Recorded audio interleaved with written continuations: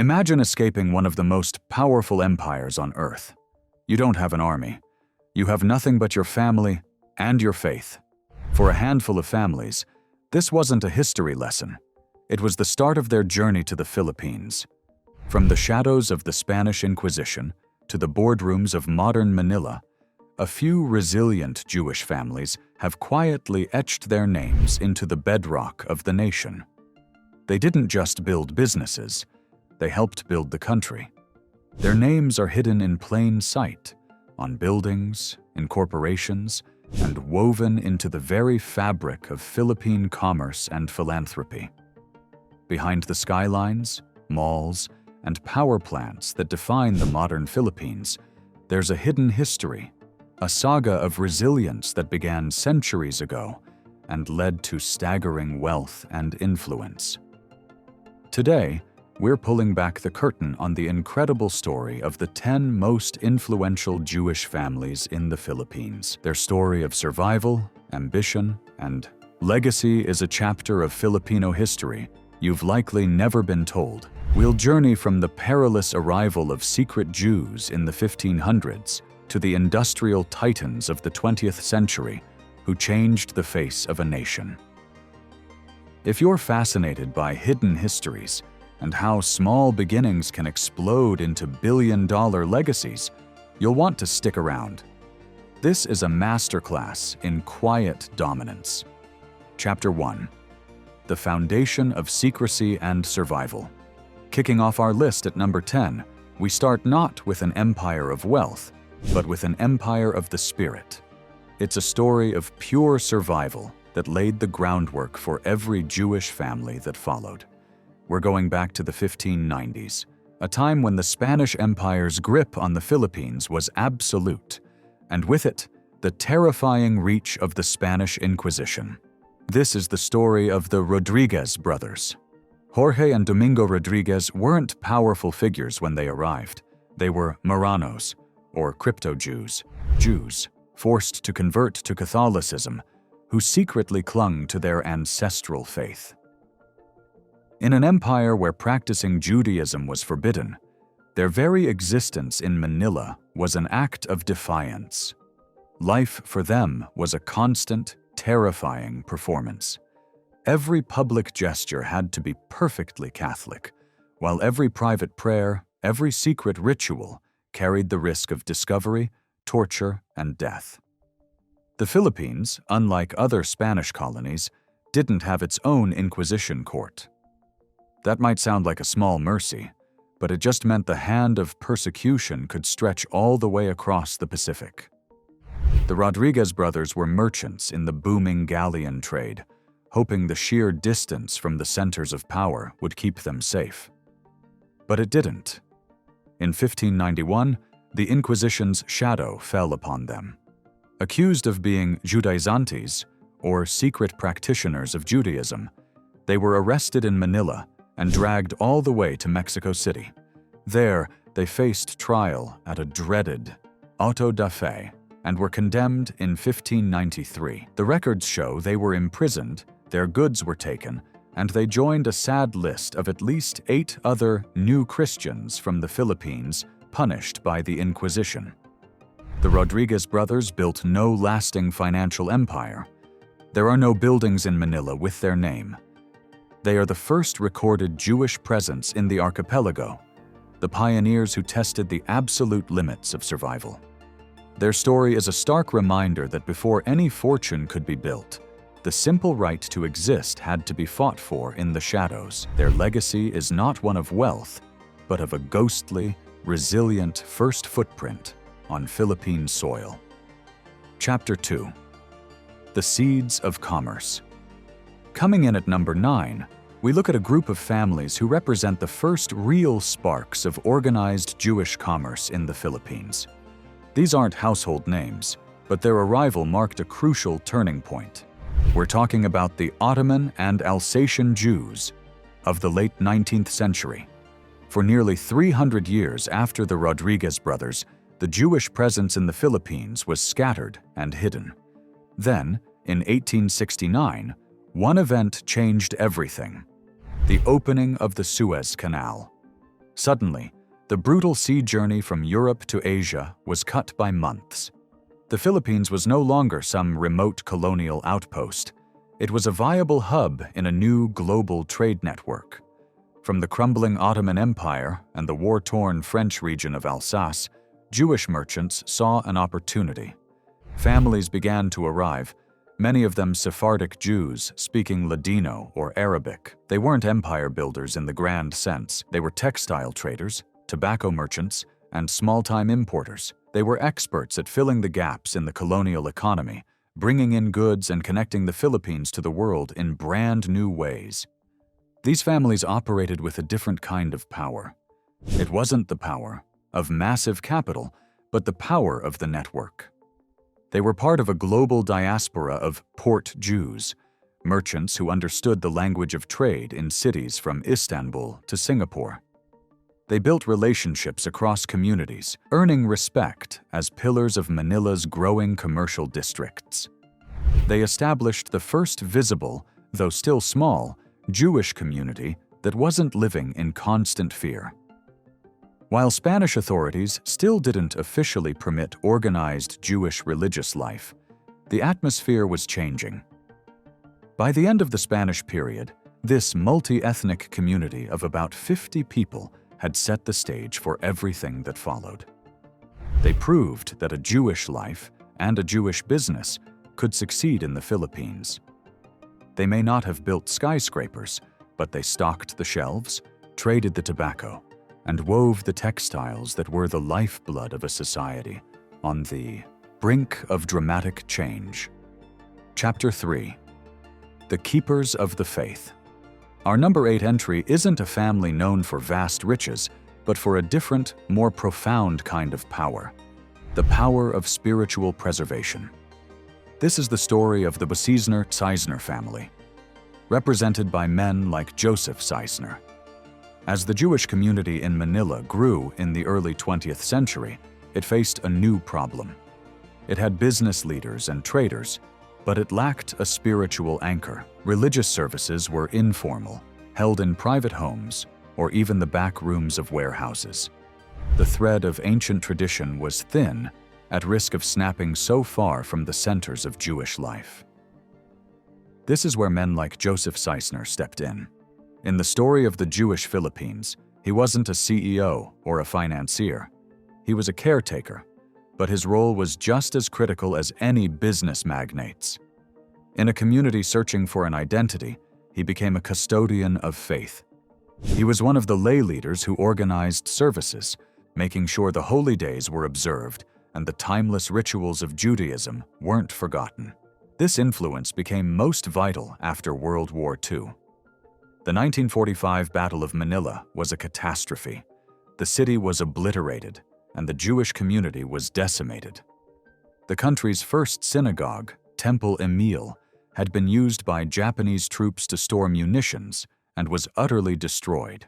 It was the only synagogue on American territory destroyed during the war. In the rubble of a liberated Manila, when the community was at its lowest, figures like Joseph Seisner held it together.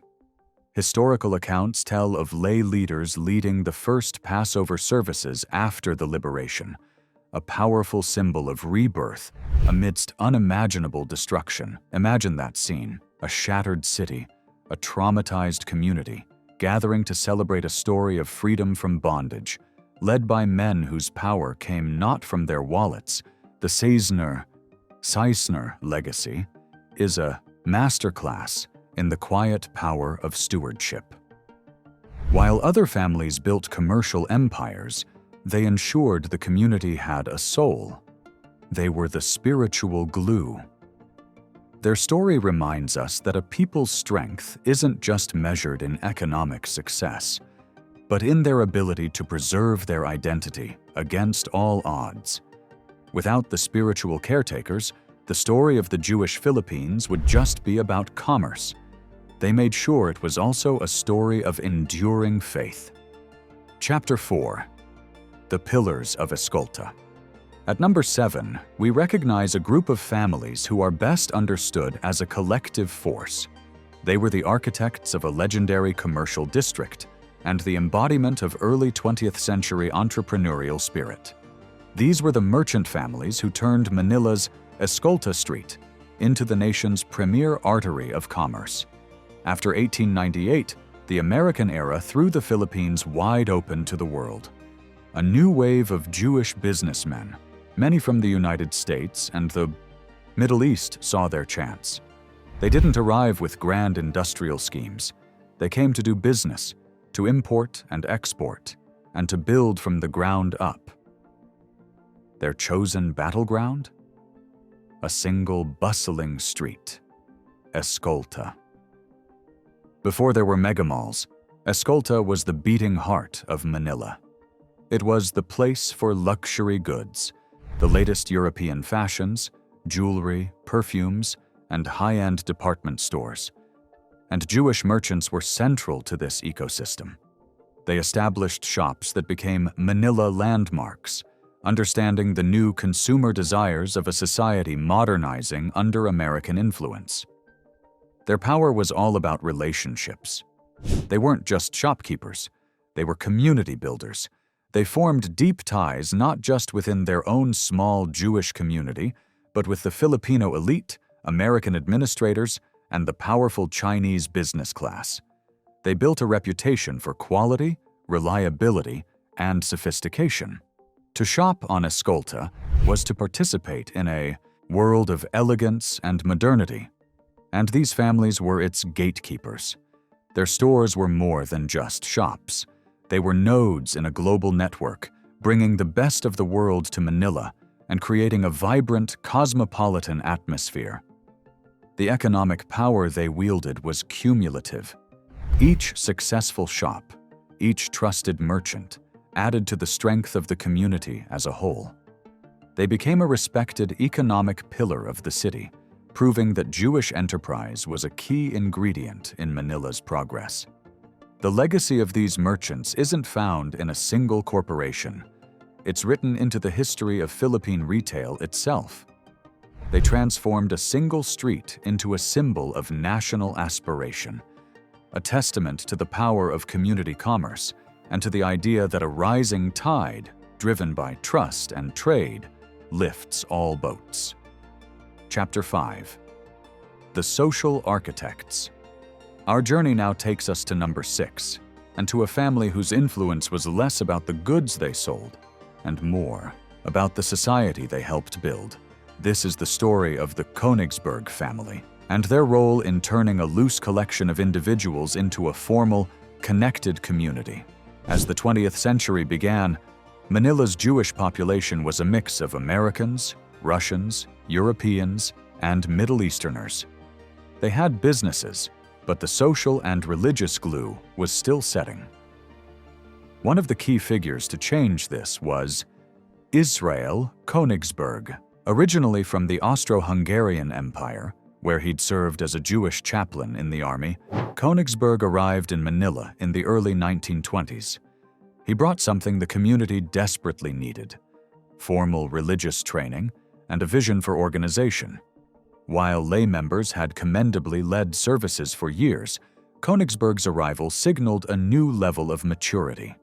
In 1924, when Temple Emil, the first synagogue in the Philippines, was completed, Israel Königsberg was hired to officiate its services. This was a landmark moment. It announced that the Jewish community was no longer a temporary group of expats, but a permanent and proud part of the Philippine landscape. Königsberg wasn't just a religious leader, he was a social architect. He helped organize the community, formalize its rituals, and create a central hub where Jewish families of all backgrounds could gather, worship, and connect. The Königsberg family's power, then, was the power of institution building. They were instrumental in weaving the scattered threads of the Jewish diaspora in Manila into a single, strong tapestry. Their influence was felt in the establishment of formal religious life, in the education of the community's children, and in the creation of a distinct Jewish social circle that could interact with the Filipino elite on equal footing. They represent a crucial step in the community's evolution. the transition from individual entrepreneurs to a self-aware, organized community. While others were building fortunes, the Königsbergs were building the social and spiritual infrastructure that would sustain that community for generations.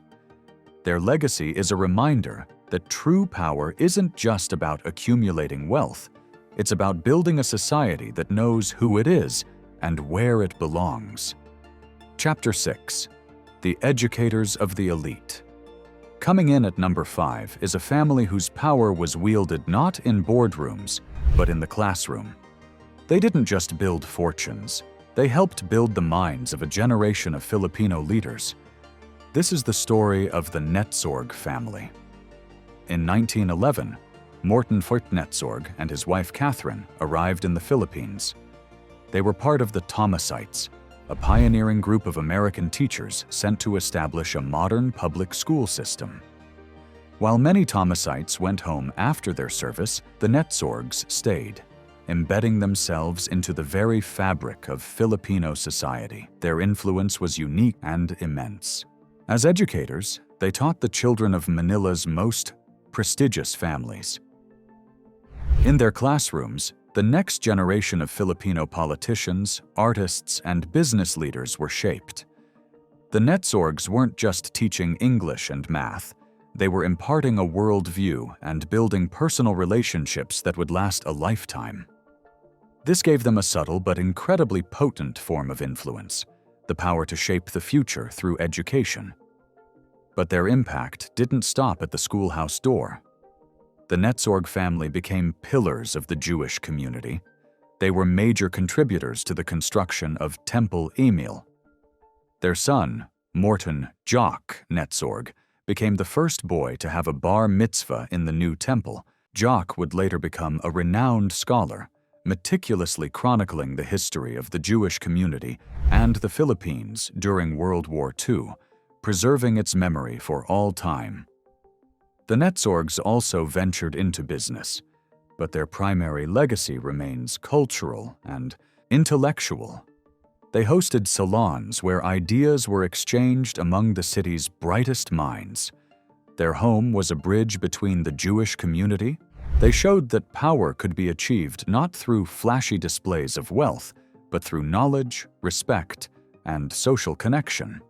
The Netzorg story is a masterclass in soft influence. They integrated seamlessly into high society, not as outsiders, but as indispensable contributors to the nation's intellectual life. Their legacy lives on in the countless students they taught and the invaluable history they left behind. They prove that sometimes the most powerful dynasty is the one that builds libraries, not just factories. Chapter 7. The Financiers of Change. At number 4, we have a family name that is deeply connected to our number 3 spot. But their specific focus on high finance, international trade, and deep ties to the European business world earns them their own powerful legacy. This is the story of Levi Hermanos, Inc., and its visionary leader, Leopold Kahn. The Levi family story is a broad saga, but the entity known as Levi Hermanos, Inc. represented a new evolution of their power. While the initial ventures were groundbreaking, it was under figures like Leopold Kahn, another Alsatian Jew, that the firm became a financial powerhouse. Kahn became president of La Estrella del Norte and Levi Hermanos, Inc. in 1909, and for nearly 30 years, he was a giant in Manila's business world. Under Kahn's leadership, Levi Hermanos became more than just a luxury store. It became a bridge between the Philippines and European finance. Kahn was deeply involved in the French Chamber of Commerce, using his connections to bring in trade and investment. The firm branched out, moving from retail into more modern industrial products.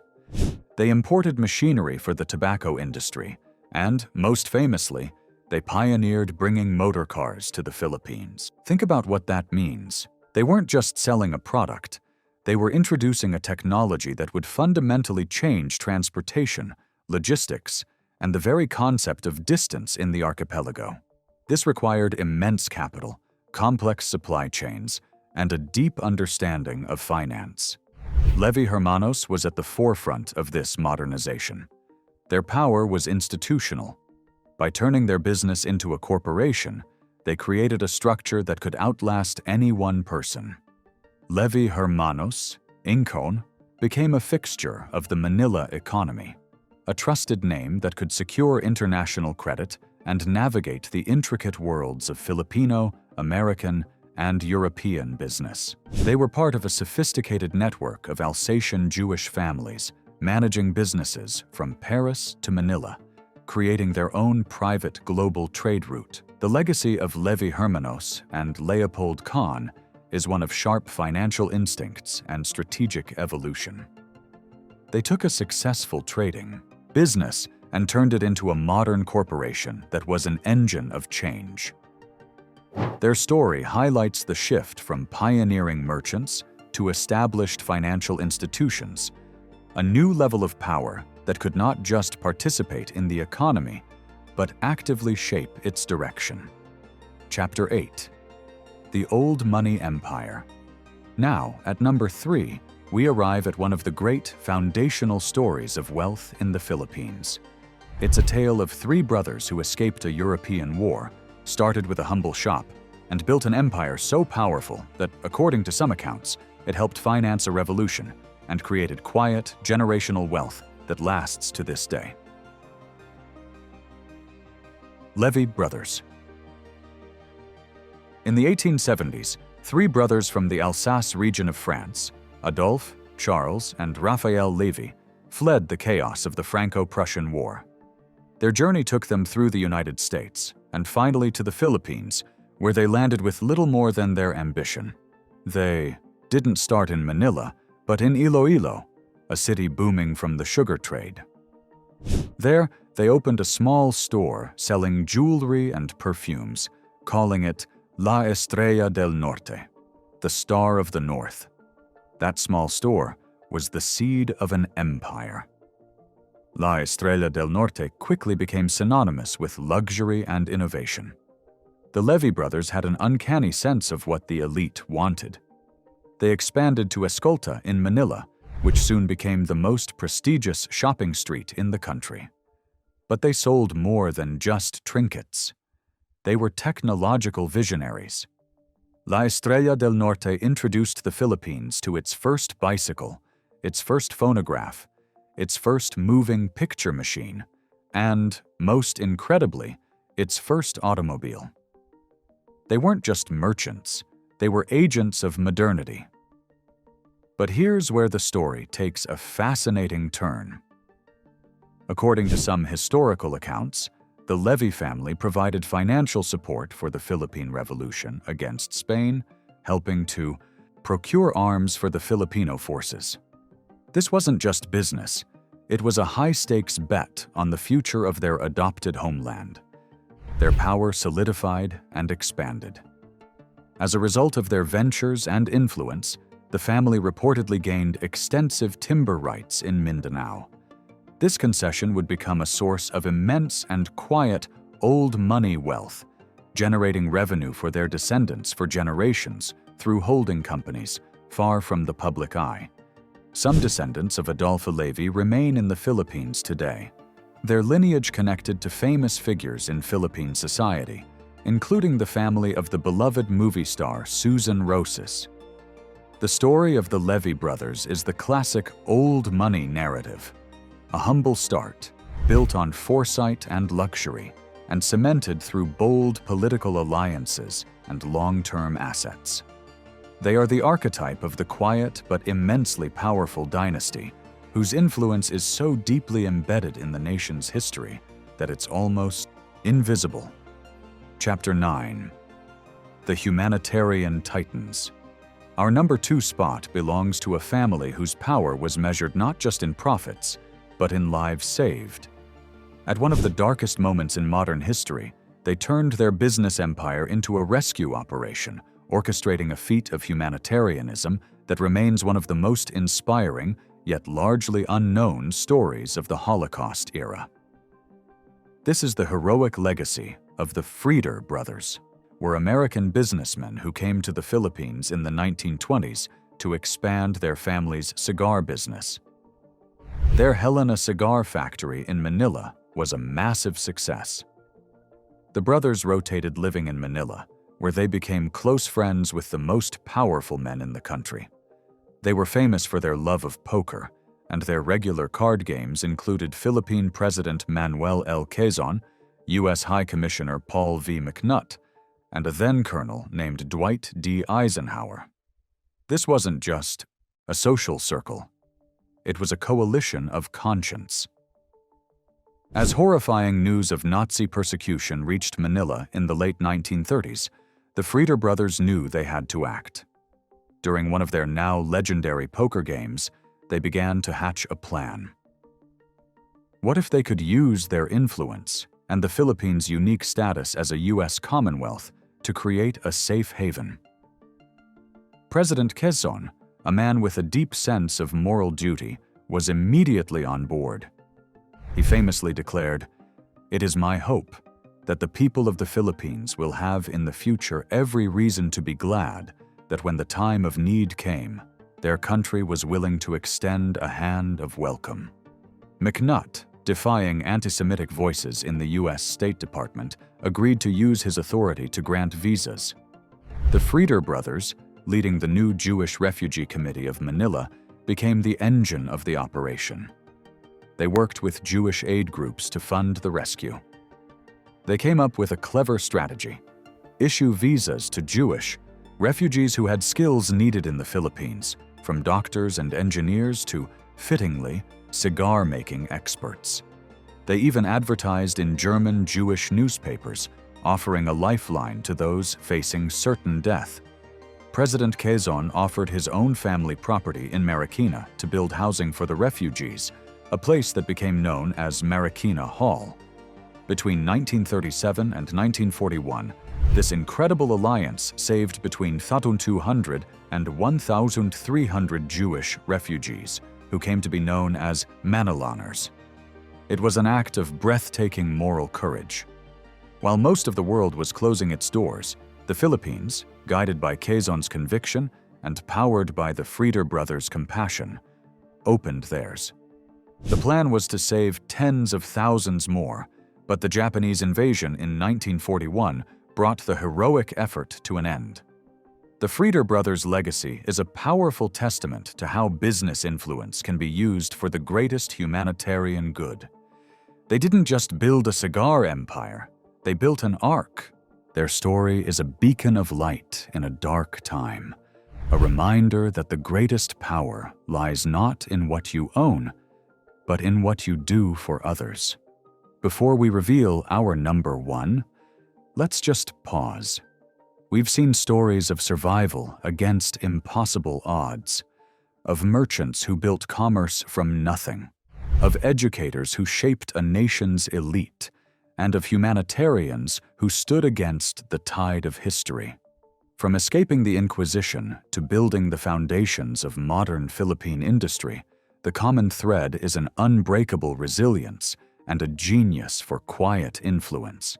But their impact is undeniable. And now, we arrive at number one. A man who wasn't just a player in the Philippine story, but one of its authors.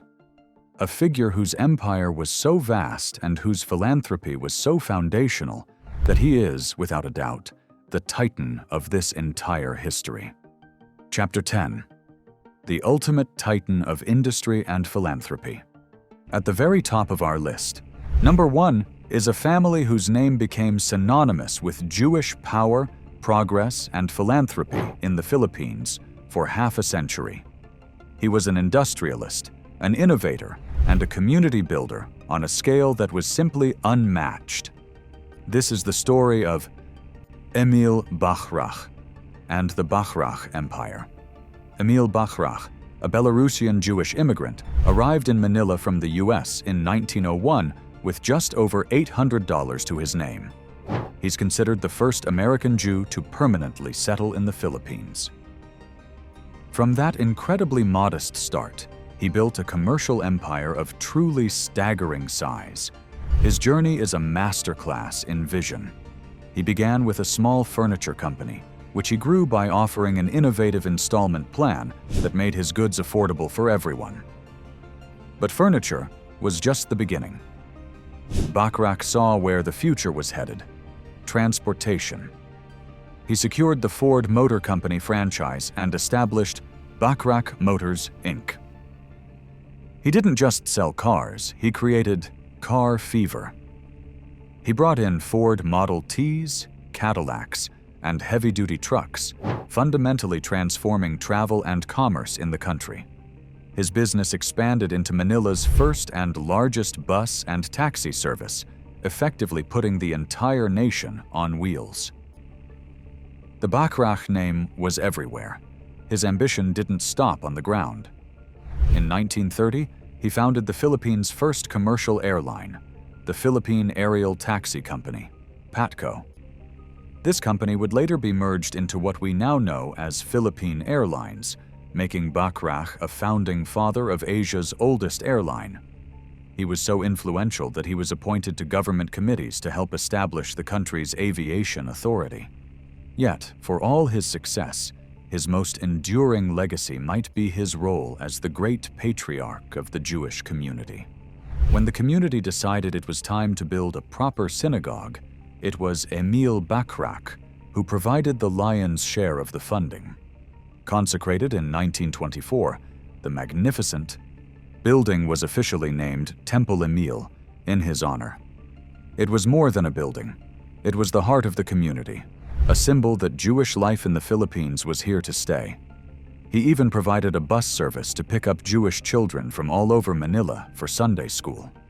Emil Bachrach's power was absolute. He built an empire spanning furniture, automotive, and aviation.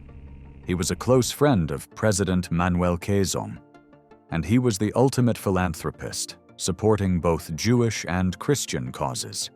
Though Temple Emil was tragically destroyed in World War II, the social hall of the new synagogue built after the war was named Bachrach Hall, ensuring his name would never be forgotten. The Bachrach story is the ultimate synthesis of everything we've discussed: the humble beginning, the visionary empire building, deep integration into his new country, and a profound commitment to his community. He wasn't just a powerful Jewish man in the Philippines. He was one of the most powerful men in the Philippines. Period. His legacy is written in the roads, the skies, and the very heart of the community he so generously built. From the secret prayers of the Rodriguez brothers in the 1590s to the industrial might of Emil Bachrach in the 1930s, the story of these Jewish families in the Philippines is a sweeping saga of resilience. They were survivors of persecution, pioneers of commerce, agents of modernity, and champions of humanity. The common traits are undeniable: incredible adaptability, a forward-looking vision, a deep focus on building community, and more often than not, a preference for quiet, behind-the-scenes influence. Their story is not just a Jewish story or a business story, it is a Filipino story. It shows how diverse cultures have woven the rich and complex fabric of the nation. The empires they built helped modernize a country. The refuge they provided saved over 1,000 souls from the horrors of the Holocaust.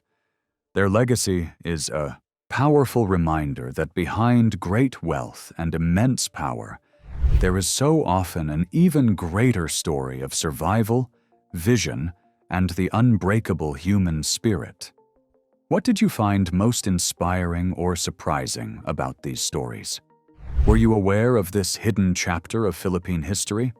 Let us know in the comments below. We read every single one. And if you enjoy deep dives into the hidden histories that shape our world, don't forget to like this video and subscribe for more. Thanks for watching.